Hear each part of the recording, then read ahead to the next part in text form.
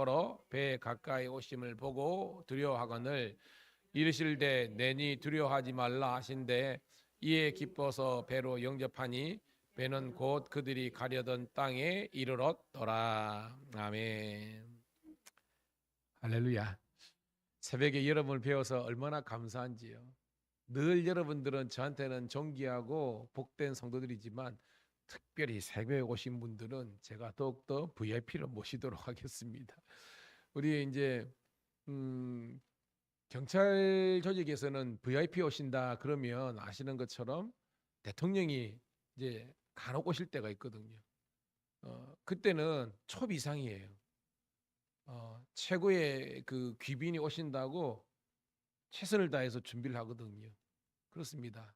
다 존경하지만 힘들지만 새벽을 함께 깨워 여러분 새벽을 깨운다는 것은 뭘 상징하는 겁니까? 그리고 뭐 시간이 남아서 아니면 뭐 잠이 부족해서 이게 아니거든요.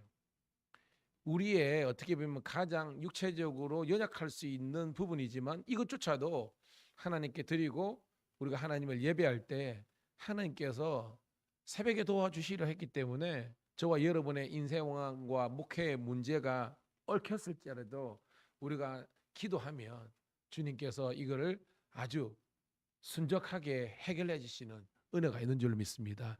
당장 내 눈에 이게 해결 안 된다고 해서 여러분 너무 낙심하지 말아요. 주님은 여러분 사랑하시고요. 특별히 주님께서 사랑하시는 자들의 새벽 기도를 주님 더욱 사랑하시거든요. 그러 여러분 가면 갈수록 그 문제가 해결되고 하나님의 영광이 나타나고 여러분들에게는 믿음이 성장하는 그런 복된 새벽이 된 줄로 믿습니다. 자, 제가 계속해서 우리가 요한복음을 강론하고 있는데요. 요한복음에서는 우리 신앙이 두 가지 부류로 나온다 그랬죠. 첫 번째 부류는 뭐냐 하면 무리의 신앙이 있다 그랬습니다. 무리의 신앙. 두 번째는 뭐죠? 제자의 신앙입니다. 그럼 무리의 신앙은 어떤 겁니까, 여러분? 그들의 육체적이고 현실적인 문제 해결을 위해서 그들의 욕구를 충족해 줄 수 있는 그런 어떻게 보면 뭐 슈퍼맨과 같은 뭐 알라딘의 요술램프에 나오는 지니와 같은 그런 우리 개인의 어떤 그 문제 해결자로서의 예수님을 바라보는 그런 신앙이에요. 이게 무리입니다. 오늘은 우리가 뭐 6장 16절부터 읽었지만 6장 1절부터 15절 내용이 알잖아요. 어저께 나오는 거. 바로 오병이어의 문제였잖아요. 예수님을 나온 그 큰 무리들이 문제가 생겼습니다. 배고픔의 문제였잖아요. 그런데 예수님은 그것조차도 어떻게 묵과하지 않아야 하시고 결과적으로는 그 문제를 해결해 주셨지만 문제는 그게 본질이 아니잖아요. 왜? 예수님이 이 땅에 육신의 생명, 육적인 그런 양식을 위해서 오신 분이 아니라 어떤 양식? 영의 양식이잖아요. 영적인 양식. 영의 양식은 다른 말로 따라합시다. 구원과 영생. 그러니까 우리 배고픔의 문제는 나름의 우리가 열심히 땀 흘려 노력하면 돈을 벌기 때문에 그래 먹고 살면 돼요. 그런데 이 땅의 모든 인생들이 죽었다 깨어나도 해결할 수 없는 문제가 바로 우리 죄의 문제잖아요. 구원의 문제잖아요. 영원한 생명의 문제잖아요. 그래서 예수님 십자가에 주신 주된 목적은 물론 우리의 필요를 채워주시는 그런 미쁘신 주님이지만 본질적으로 그걸 위해서 온 것이 아니라 우리의 구원과 영생, 죄의 문제를 해결하기 위해서 오신 줄로 믿습니다. 그래서 무리의 신앙은 그냥 교회는 목적도 예수님 찾아가는 목적도 그냥 내가 잘 먹고 잘 사는 거래요.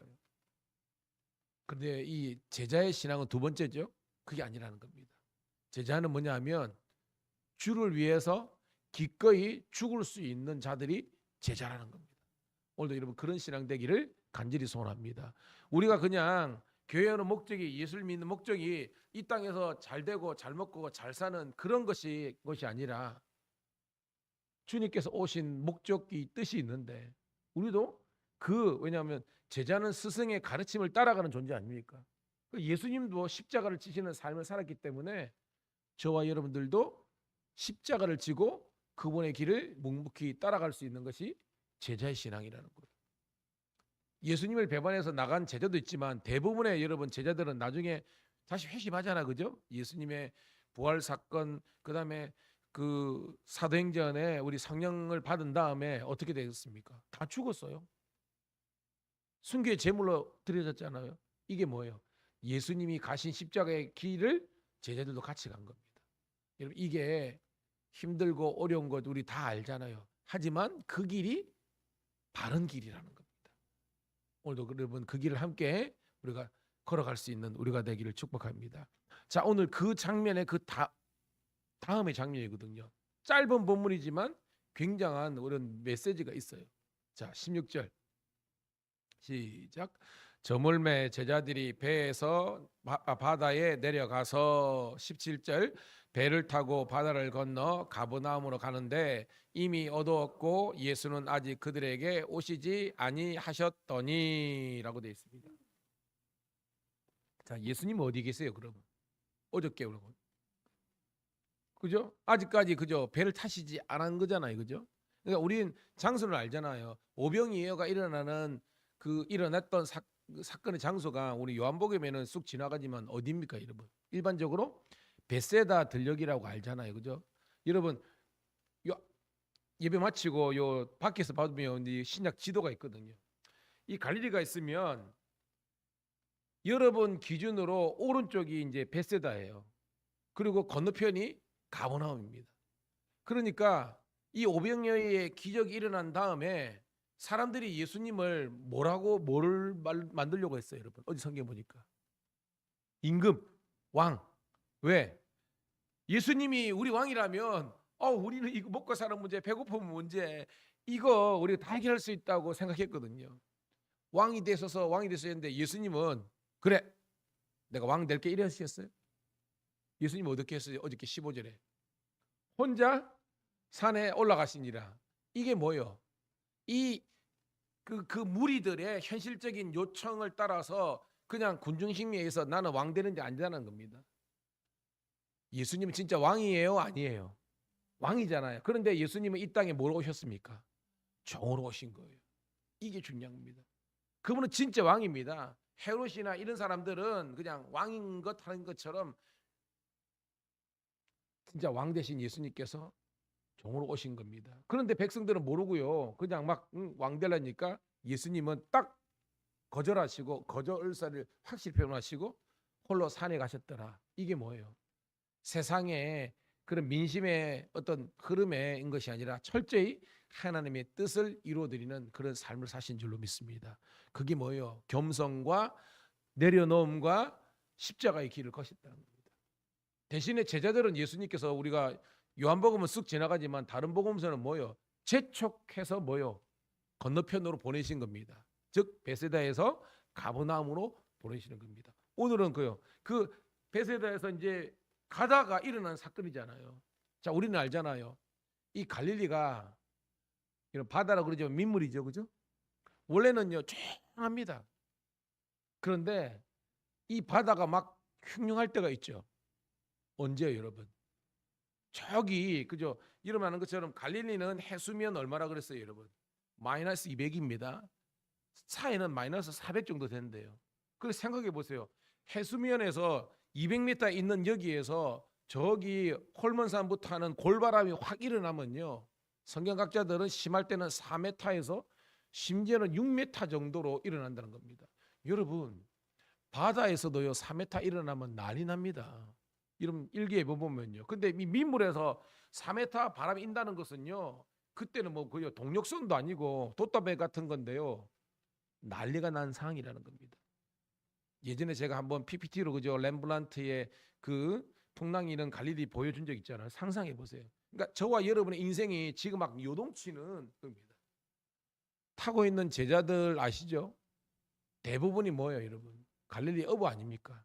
여러분 일반적인 사람들은 못 견딘다 할지라도 웬만한 어부들은 견디거든요. 근데 오늘 본문에 보면 이 제자들도 지금 못 견딜 정도의 위기가 닥친 겁니다. 자, 오늘 17절 다시 한번 볼게요. 시작. 배를 타고 바다를 건너 가버나움으로 가는데 이미 어두웠고 예수는 아직 그들에게 오시지 아니하셨더니 18절 큰 바람이 불어 파도가 일어나더라. 자, 객관적인 상황을 상상해 보세요. 이미 어두워졌습니다. 칠흑 같은 어둠이 캄캄한 거예요. 두 번째 큰 바람이 즉 뭐요? 이 골바람이 불어가지고 파도가 막 3m씩 일어나는 겁니다. 이게 뭐예요? 따라합시다. 객관적인 인생의 위기. 저와 여러분의 지금 객관적인 인생의 위기가 찾아온 겁니다. 어떤 건 뭐 지금 뭐 재정의 문제가 꽉 막혀가지고요. 먹고 사는 문제가 지금 걸린 거예요. 또 어떤 분들은요 38년 된 병자처럼 질병이 나가지고요 지금 사경을 헤매고 있습니다. 생각했던 대로 사업이나 인생이 풀리지 않고 자식들이 건강하게 자라지 못하고 위기가 온 그런 상황입니다. 그래서 여러분 오늘 본문을 읽을 때 결정적인 문제점이 뭐예요, 여러분? 결정적인 문제점이 뭡니까, 여러분? 그렇죠. 예수는 아직 그들에게 오시지 아니하셨더니 예수님의 부재가 오늘 이 12 제자들 인생의 가장 큰 위기라는 것을 우리 사랑하는 성도 신우들이 발견할 수 있기를 축복합니다. 즉 저와 여러분의 인생의 가장 위기는 뭐냐면 우리 인생의 어두움과 배고픔과 질병과 가난과 어떤 사업의 실패 이게 아니라 예수님이 계시냐 안 계시냐가 가장 근본적인 결정적인 인생의 위기라는 겁니다. 깨닫는 우리가 되기를 축복합니다. 목회를 하면서 안타까운 게 뭐냐면요. 사람들이요 픽 열받으면 아이 교회 안 나와. 아이 뭐 예수 안 믿으지. 여러분 말이라도 그런 말은 하면 안 되는 겁니다. 구약의 어떤 율법을 하면요 우린 돌에 맞아 죽습니다. 입술로 우리는 하나님의 여호와 이름을 망령되게 일컫는 겁니다. 절대 우리가 해서는 안 되는 건 뭐냐 하면 아이고 뭐 그냥 뭐 떠나고 말지 뭐 아이고 뭐 이런 예수 안 믿어도 되지 뭐. 여러분 그게 아닙니다. 여러분 제 표현에 의하면요 그거는 자살 선언입니다. 여러분 절대 그러지 마세요. 우리가 욥처럼 욥이 인생에 여러분 얼마나 그죠 완전 다 그냥 망가진 인생이잖아요. 그렇지만 욥에 어떻게 보면 배워야 될 것은 입술로 하나님을 부정하지 않은 거예요. 그런 여러분 되기를 주의 이름으로 축복합니다. 즉 내가 이래 하다가 내가 죽는다 할지라도 따라합시다. 하나님은 살아계시고 나를 사랑하고 계신다. 아멘. 나는 하나님의 자녀라는 그런 자기 정체성이 있을 때에 우리는 인생을 다시 한번 일어설 수 있는 힘이 있는 겁니다. 내가 아니라 나의 등 뒤에서 나를 도와주시고 밀어주시는 그 주님이 우리 인생의 내 인생호 내 배려의 선장이 되어 주셔서 이끌어 주신다는 거예요. 오늘 여러분 그런 여러분 되기를 간절히 소원합니다. 저도 그러니까 우리 이제 신우들요 승진된 사람도 있지만 또 안 된 사람이 더 많아요. 그럼 중간에 있는 목사는 어떻게 했습니까? 물론 승진한 사람은 축복이지만 그게 누락된 사람들은요 얼마나 상심이 있겠습니까? 나름은 기도도 하고 저도 그렇지만 근데 여러분 그게 인생입니다. 만약에 그런 논리라면 제가 하나님 제일 하는 게 아니잖아요. 하나님의 목회하잖아요. 그럼 저한테는 실패가 없어야 되잖아요. 성도들이 다 하고 교회가 부흥해야 되잖아요. 그런데 뭐예요, 여러분? 저도 실패와 좌절이 있는 겁니다. 예, 그게 인생이고 그게 목회입니다. 하지만 여러분이 승리하는 여러분 되기를 주의 이름으로 축복합니다. 자, 우리 두 번째 단락 19절부터 21절까지 읽고 말씀을 정리합니다. 시작. 제자들이 노를 저 10여리쯤 가다가 예수께서 바다 위로 걸어 배 가까이 오심을 보고 두려워하거늘 이르시되 내니 두려워하지 말라 하신대 이에 기뻐서 배로 영접하니 배는 곧 그들이 가려던 땅에 이르렀더라. 아멘. 자 19절에 보니까 제자들이 노를 저 왜? 지금 풍랑이는 거기서 그대로 있으면 그냥 고기밥 되잖아요. 그러니까 그들 나름대로 지금 노를 줬다는 것은 인생이 할 수 있는 그들 각자의 노력은 했다는 겁니다. 여러분 그렇다고 해서 해결됐어요? 안 되잖아요. 자 11월 심리가 몇 킬로입니까 여러분? 4km죠. 그러니까 나름은 그들이 노를 줘가지고 4km는 갔다는 겁니다. 그렇지만 여러분 갈릴리 바다가요 이 폭이 가로가 약 12km가 되고요 이 세로가 뭐 한 20 몇 킬로 돼요. 그러니까 지금 아직까지 그들은 풍랑이는 갈릴리 바다에 있는 겁니다. 그런데 거기에서 여러분 자 기적이 일어났죠. 따라합시다. 예수님께서 바다 위로 걸어오시거늘. 여러분 우리가 뭐 성화는 많이 봤잖아요, 그죠? 제자들은 여기서 막 이제 막 죽을 상 이제 막 이렇게 돼 있는데 저기서 예수님이 바다 위로 쭉 걸어오시는 겁니다. 이건 뭐죠? 예수님은요 중력의 영향을 받지 않는 겁니다. 왜? 중력을 가진 일반적인 인간이라면 그죠? 빠져 죽잖아요. 근데 예수님은요 하나님이고 참 인간이지만 참 하나님이시기 때문에 천지 만물을 주관하시는 전능하신 하나님이기 때문에 그냥 쑥 오시는 겁니다. 가까이 오심을 보고 두려워하거늘. 왜 두려워했죠? 우리 다른 복음서 하면 뭐라고 생각했습니까, 여러분? 예수님을 예수님으로 못 보고 뭐요? 귀신이다 이렇게 한 거예요. 유령이다 이렇게 생각한 겁니다. 왜? 그들은 지금 제자들은 뭐요? 인간적인 생각밖에 없잖아요. 그러니까 뭐요? 예수님이 누군지 알았더라면 바로 알아봤을 텐데 귀신이다, 유령이다라고 막 이렇게 혼비백산한 겁니다. 자, 그들을 향해서 20절 다시 했습니다. 시작. 이르시되 내니 두려워하지 말라 하신데 헬라 말로는 에고 에이미라고 되어 있습니다.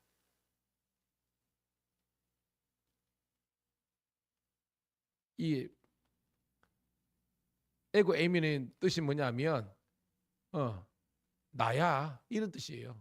내가 왔어 이런 것입니다. 여러분. 그 풍랑이는 말하면 이 예수님께서 내야 나야라고 하실 때 여러분 이 제자들을 한번 상상해 보십시오. 21절 시작. 이에 기뻐서 배로 영접하니 배는 곧 그들이 가려던 땅에 이르렀더라. 아멘.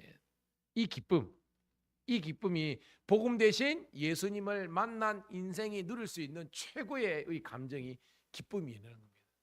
오늘도 여러분 새벽을 깨운 여러분 세상이 줄 수 없는 기쁨과 은혜와 풍성함이 여러분 속에 있기를 축복합니다. 여러분 힘들 때 에고 에미 나야 내가 왔어 두려워하지 마. 내가 너와 함께 하리라. 내가 너를 도와주리라. 그런 복음성도 있잖아요. 오늘 여러분 그 주님의 은혜와 평강이 넘치기를 간절히 소원합니다. 오늘 본문은 여러분 쑥 지나가잖아요. 근데 우리 다른 복음서는 뭐요? 예수님께서 이 풍랑이는 바다를 향해서 그저 꾸짖었잖아, 그죠? 그러니까 뭐요? 그 풍랑이 잔잔해는 겁니다. 제자들이 아니 누구신데 이렇게 풍랑이는 바다도 잠잠해지지? 깨달아요, 못 깨달아요? 여전히 못 깨달은 겁니다. 그렇지만 그 못 깨달았던 제자들도 나중에는 깨닫게 됐죠. 아, 우리 인생의 모든 풍파와 환란과 이 큰 파도들을 말씀 한마디로 잔잔케 하시는 그 전지전능하신 그 예수님이 오늘 저와 여러분이 믿는 구주 예수님인 줄로 믿습니다. 그래서 뭐요? 배는 곧 그들이 가려던 땅, 아까 어디입니까 여러분? 가버나움에 이르렀더라. 저와 여러분의 인생호가, 인생 배가 풍랑이라서 난리가 났지만 거기에 예수님이 입성하시고 우리 인생의 선장이 되어주시고 우리 인생의 이 운전대를 예수님이 친히 잡으시니까요. 목회가 풀리고 인생이 풀리고 사업이 풀리고 자녀의 문제가 풀리고 질병이 떠나가고 하나님의 영광이 나타나는 것입니다. 오늘 여러분 그런 은혜가 오늘 새벽을 깨운 여러분과 영원토록 함께 하시기를 주님의 이름으로 축복합니다. 하나님 고맙고 감사합니다. 오늘 하나님 우리 큐티의 제목의 말씀처럼 예수님께서 계실 때와 예수님께서 계시지 않을 때 확연한 인생의 차이를 발견하게 됩니다. 오늘도 하나님 주님께서 우리 인생과 우리 목회와 우리 삶의 주인이 되어 주셔서 늘 주님과 동행하는 우리의 삶이 될 수 있도록 축복하여 주시옵소서. 오늘도 주의 말씀을 의지하여 기도할 때에 하나님 150세마리의 물고기가 잡히고 그 2배에 가득한 것처럼 풍성한 응답의 역사가 일어나게 도와주시옵소서. 믿지 않던 자들이 예수님을 믿는 역사가 일어나게 도와주시고 가정의 인과 기도와 그리고 아버지 하나님이여 교회의 놀라운 부흥과 아버지 하나님이여 우리 신우의 부흥과 그리고 인생의 아버지 하나님이 얽혔던 실타래처럼 했던 인생의 문제가 해결되는 하나님의 은혜와 능력을 경험하게 도와주셔서 살아계신 하나님을 온전히 찬양하고 경배할 수 있는 하나님의 영광의 백성들 되게 하여 주시옵소서. 구주 예수